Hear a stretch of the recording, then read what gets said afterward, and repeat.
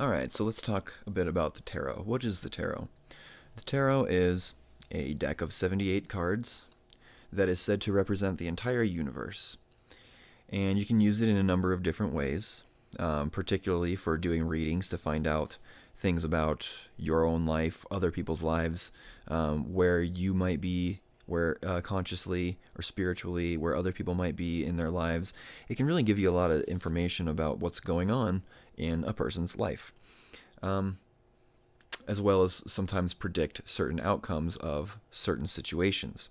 Another way to use it is to kind of study and understand or grow your own understanding of the universe and yourself as well.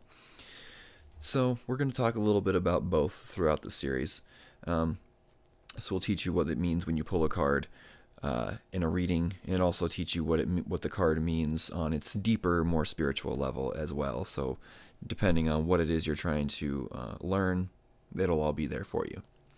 So these 78 cards are divided into two different categories. So we have the minor arcana and the major arcana.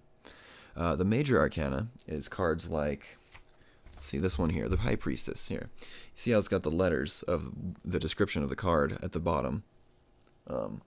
That's one way to identify that you're looking at one of the major arcana cards, and these represent the element of spirit.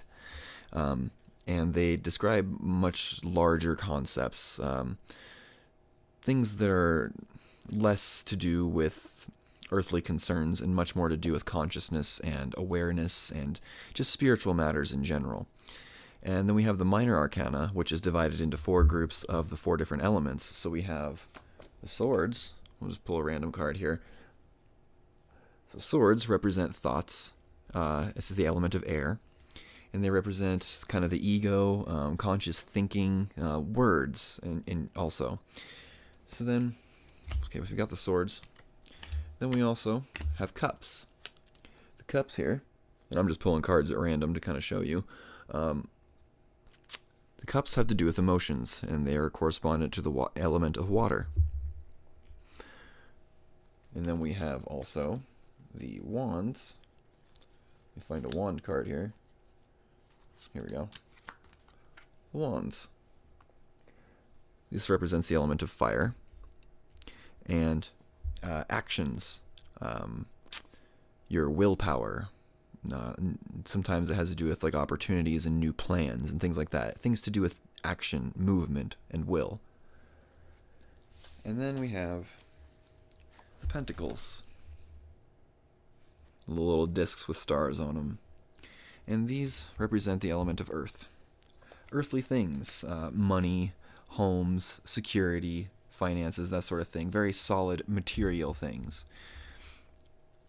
Okay? And then, like I said before, we have the major arcana, which is the cards that represent the element of spirit. So we have the 5 elements, and they all go through an entire progression. You see how the cards are numbered here. They all start with the ace and move on up into the 2, 3, 4, 5, 6, 7, 8, 9, 10, and then on into the court cards of the page, knight, the queen, and king. And those, we'll get into those as we move on. I just want to give you a brief overview of what the tarot is. And because it is so thorough and inclusive, you are able to really ask any question you want and get a pretty accurate answer. Sometimes, more often than not, it's extremely accurate. Usually if it's not accurate, if the answer to the question that you're asking is not accurate, then it's usually because you framed the question in an incorrect way that the cards have difficulty answering. And like I said, you can use this to find out just about anything you want. If you want to learn about where you're at in your life, how a certain project might play out, how a certain event might play out, how a certain relationship might play out, these sorts of things. The tarot is an excellent tool for that. So we'll go ahead and start getting into going through the cards in order, starting with the very first card, which is the Fool. And I'll go ahead and get into that in just a moment here. Thanks for watching, and I'll see you in the next video where we'll talk about the Fool.